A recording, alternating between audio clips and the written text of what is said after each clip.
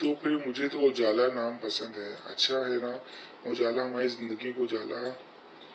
اس نے خوشی سے چہکتے ہوئے کہا۔ پھر اسد اور زارا رات گئے تک باتیں کرتے رہے۔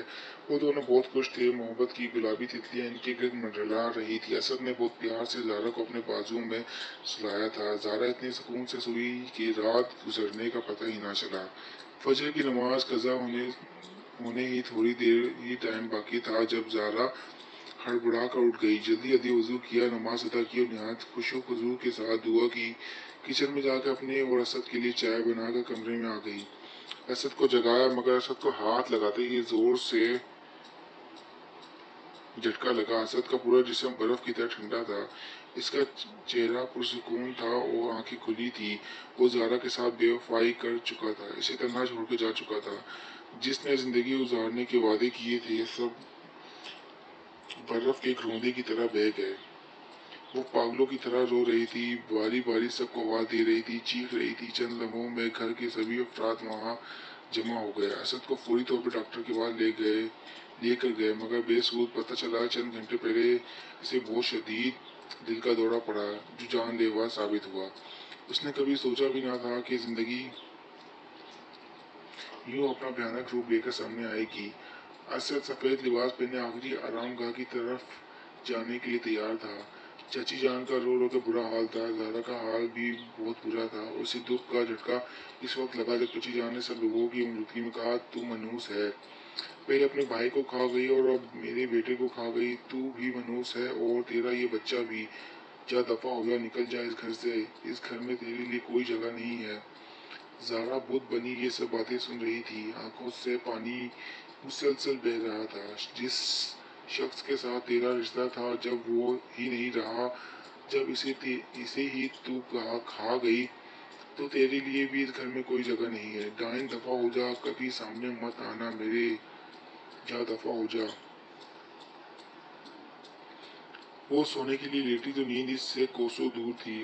دور تنہا چمکتا چاند کو دیکھ کر اسے تنہائی کا احساس اور بھی زیادہ ہونے لگا۔ اسے اپنے بیتے پل یاد آ رہے تھے، اسد کی دیوانگی، اس کی محبت، اسے سب یاد آ رہا تھا۔ آنکھوں میں ساون اترنے لگے، دل کی زمین نمکین پانی سے سیراب ہو رہی تھی۔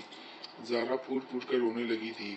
وہ سانس لے رہی تھی پر زندہ نہیں تھی۔ وہ زندگی کے رموز و اوقاف ہی بھول گئی تھی۔ اسے اپنی زندگی میں جینے کی رمق جب نظر آئی جب اللہ نے اسے ماں جیسے عظیم مرتبے پر فائز کیا۔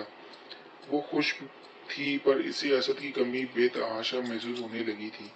اس نے پہلی بار اسے گود میں لے کر بوسہ لیا، دھیرے سے اس کی نرم نرم گالوں کو چھوا تو اسے احساس ہوا یہ اجالا ہے، ہماری زندگی کا اجالا۔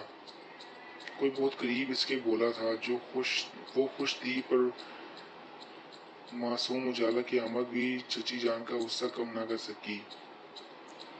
وہ آئی، نہ انہوں نے اجالا کو نہ دیکھا نہ پیار کیا۔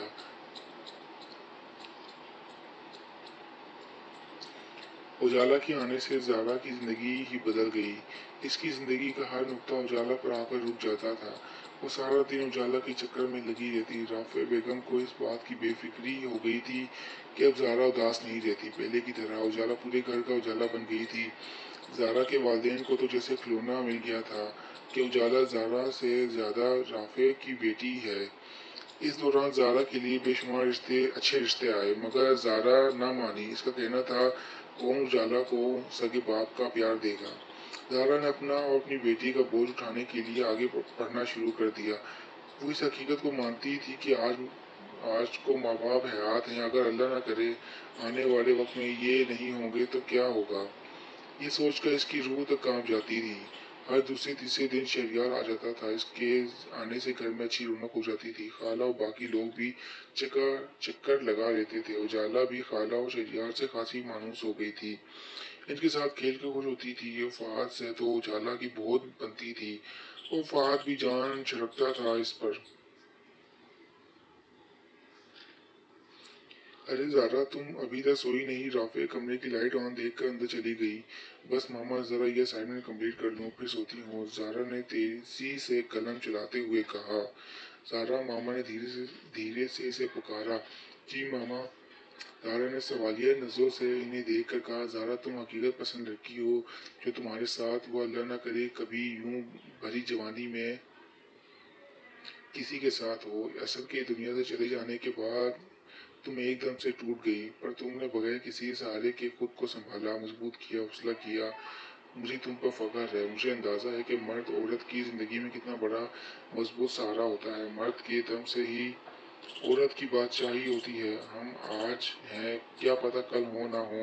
اگر ولید زندہ ہوتا تو میں تمہیں کبھی دوسری شادی کے لیے نہ کہتی، یا اگر تمہارا اجالا کی جگہ کوئی بیٹا ہوتا تو بھی میں تمہیں دوسری شادی کے لیے فورس نہ کرتی۔ پر اب سچویشن دوسری ہے۔ میں اور تمہارے بابا چاہتے ہیں کہ تم دوسری شادی کے لیے رضامندی دے دو۔ اب تو اجالا بھی بڑی ہو رہی ہے، تم سے زیادہ دکھ ہمیں ہے یہ سب کرنے کا، ورنہ دنیا کا کون ماں باپ ہنسی خوشی اپنی بیٹی کی دوسری شادی کے لیے راضی ہوتا ہے۔ تمہیں یوں دیکھ کر ہمارا دل جلتا ہے۔ تمہارے بابا اندر ہی اندر گھلنے لگے ہیں۔ اولاد کا سکھ کی کسے خواہش نہیں ہوتی، رافع بیگم بھیگے لہجے میں بول رہی تھی۔ زارا خاموش بیٹھی بے آواز رو رہی تھی، آنسو دانوں کی طرح گر رہے تھے۔ زارا ماں کے گلے لگ کر خوب روئی۔ پہلی بار اس کی زبان پر شکوہ آیا، ماما کیسا نصیب لکھوا کر آئی ہوں میں۔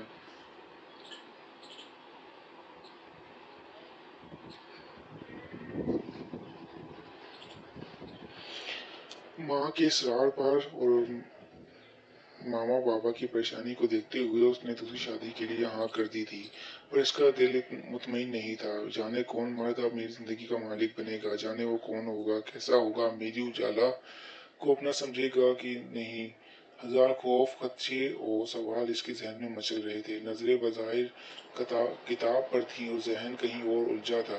کاش ولید زندہ ہوتا تو کبھی وہ دوسری شادی کے لیے ہاں نہ کرتی۔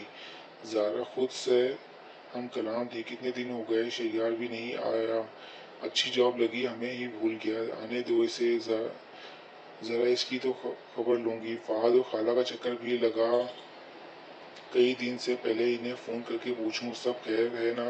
اور زارا اٹھ کر اس کا نمبر ڈائل کرنے لگی۔ زارا نمبر ڈائل ہی کر رہی تھی کہ اتنے میں فہد اور خالہ اندر داخل ہوئی۔ ماشاءاللہ بڑی لمبی عمر ہے آپ کی، میں آپ کو ہی فون کر رہی تھی۔